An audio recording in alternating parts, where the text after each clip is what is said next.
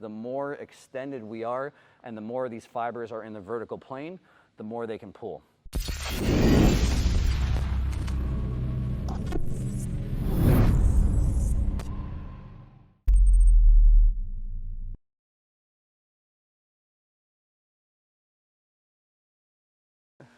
Let's all talk about muscles. Go ahead and hop on your back, just like you're going to bench press, basically. So in my opinion, the biggest thing that makes a difference, there's a couple things that make a difference for rib cage.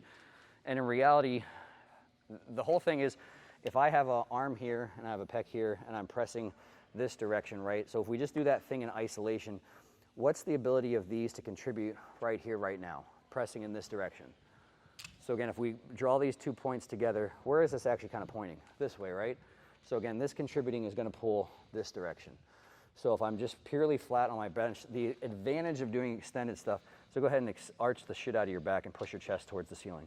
So if he arches the shit out of his back and puts his chest to his ceiling, so we've gone from fibers more this direction to more vertical, right? And if we're pressing something vertically, the more extended we are and the more these fibers are in the vertical plane, the more they can pull. And it really doesn't take out, the only ones it might have coming out just a little bit are these clavicular ones, but really there's an across component as well too. So when his arm is down, all of these basically are still pulling up to a certain degree, even when he's back in this position.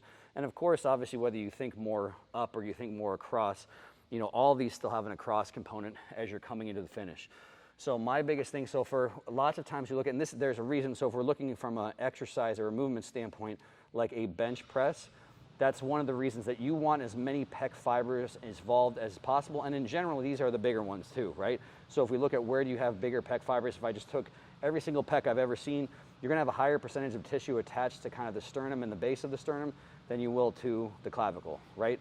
And so if I wanna move as much weight as possible, I want as much pecs involved as possible. And I honestly think it's a good way, like this will, in my opinion, lead to more ability to use all these pec fibers as well too. Now the other consideration as well too, which from the sport of bench pressing is a great idea, is we've shortened the range of motion, right? So if he relaxes, unarch, flatten down, so how much did that move down? I mean, maybe move down what, like an inch or something?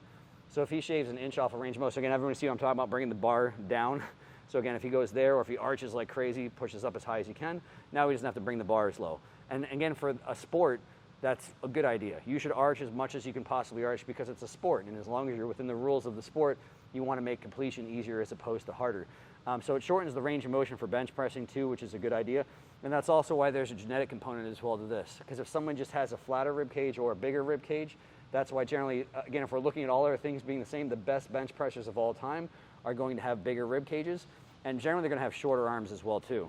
Because imagine again with his arm length right here, if his arm was an inch shorter, then basically the bar would already be on his chest with nothing changing at these joints. So it would just be, this could travel all through less range of motion and still have the bar go from flat chest to full extension.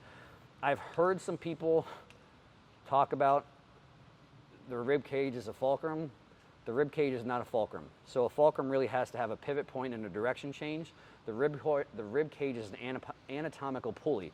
So and all that means, and there's nothing really complicated about that either, but if he's insertion right here is his pec insertion and the origin's right here, realize there's no straight line between those 2 points, right? Where's the straight line?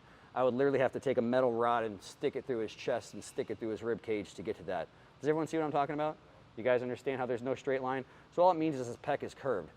So what does a pulley do? It doesn't change, it does change direction, but it's not like a pivot point change direction like a fulcrum would be.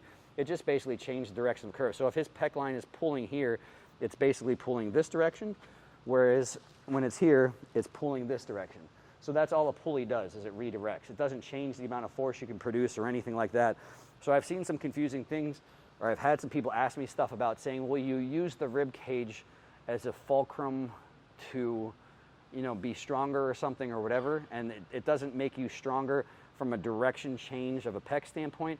The only thing in my opinion that makes you stronger is putting more pec fibers in the same place of motion. It comes down to efficiency, right? Again, you're gonna have some wasted energy if you're trying to go this way, where again, and all you're doing is moving things up and down. If I put more things in plane, I'm gonna be more efficient, I'm gonna be stronger.